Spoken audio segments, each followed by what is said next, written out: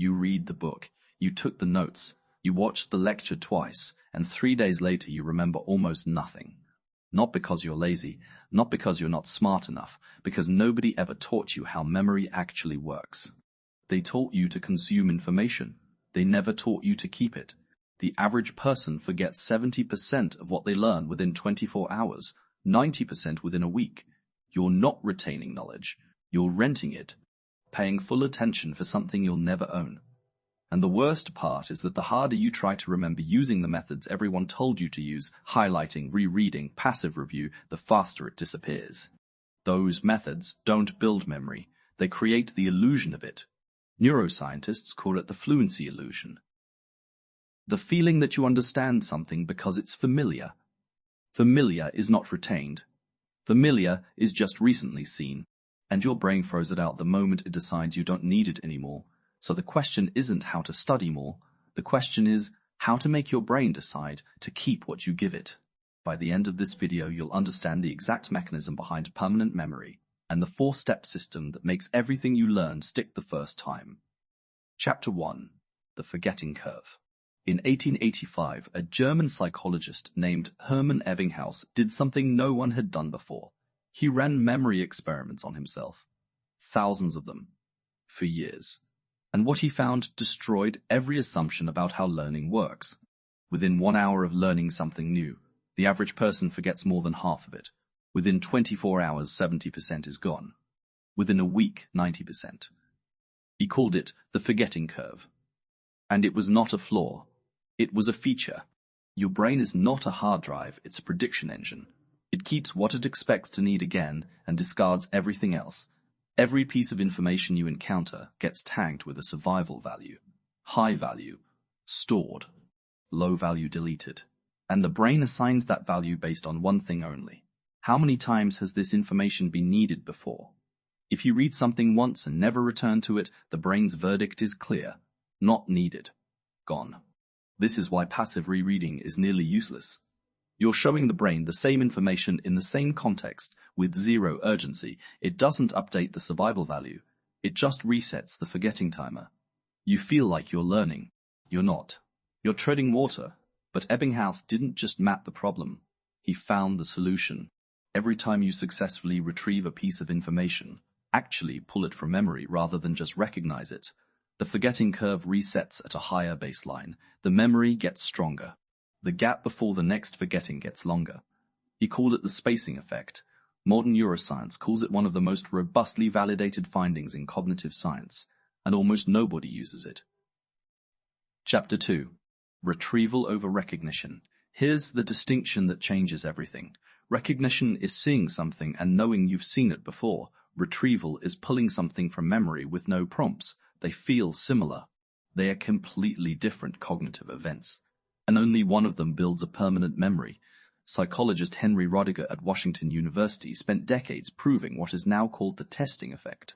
The act of retrieving information, struggling to remember, failing sometimes, finding it, is itself the most powerful memory-building activity that exists. More powerful than rereading. More powerful than highlighting. More powerful than watching a lecture a second time. The struggle is not a sign that learning is failing. The struggle is the learning.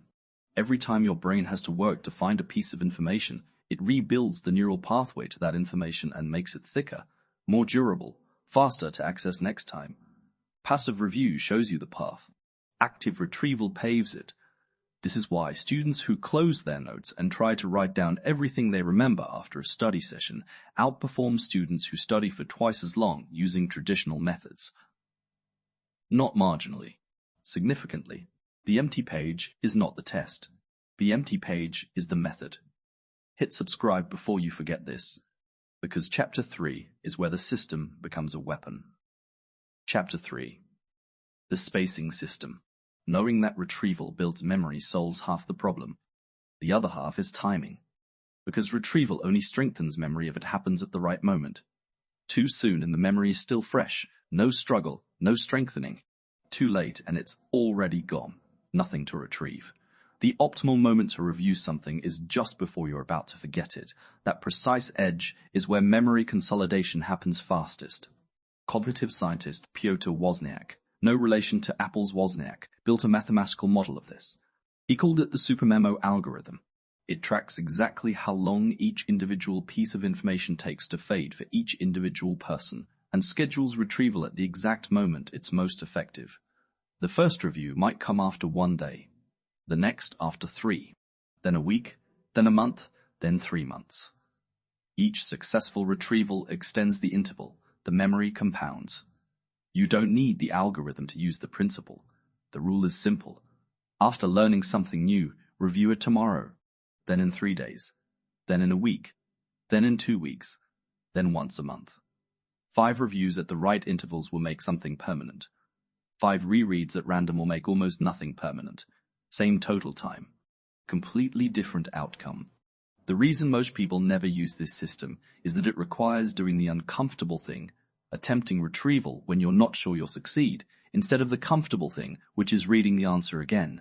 Comfort produces the illusion of learning. Discomfort produces the actual thing. Chapter 4. Elaborative encoding. Deep processing without the right encoding is still not enough. The final layer is how you connect new information to what you already know. Psychologist Fergus Craik at the University of Toronto proved that the depth at which information is processed determines how permanently it's stored. Surface processing, repeating words, recognizing symbols, produces weak, fragile memories.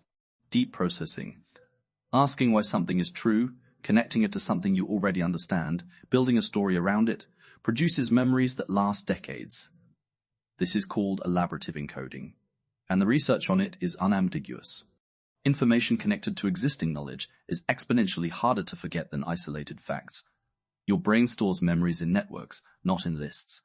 A fact that connects to 10 other things you know has 10 retrieval pathways.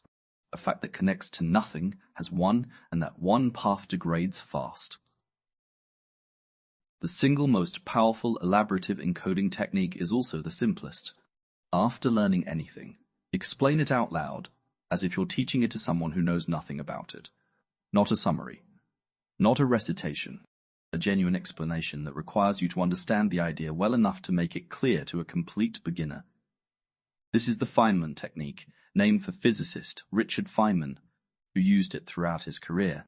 Every gap in your explanation reveals a gap in your understanding. Every successful explanation builds a new connection that makes the memory structural, not decorative. Here's what all 4 chapters actually mean. Your brain is not broken. It's running exactly as designed, discarding what it doesn't expect to need again. The forgetting curve is the enemy only if you ignore it. Retrieval practice turns the struggle of remembering into the mechanism of permanent storage. Spaced repetition finds the exact moment memory is about to fade and resets it stronger. Elaborative encoding connects every new piece of information to a web of existing knowledge, making it nearly impossible to lose. Most people study more when things don't stick. The answer was never more. The answer was different. Retrieve. Space. Connect. In that order. Every time. The information you actually keep is the only information that changes anything. But here's the problem though. A memory system only works if the information you're feeding it is actually worth keeping. Most people waste world-class retention on average ideas. That's why I made this video breaking down exactly how to identify the knowledge that compounds, the kind that pays back 10 times what you put in. Watch it next.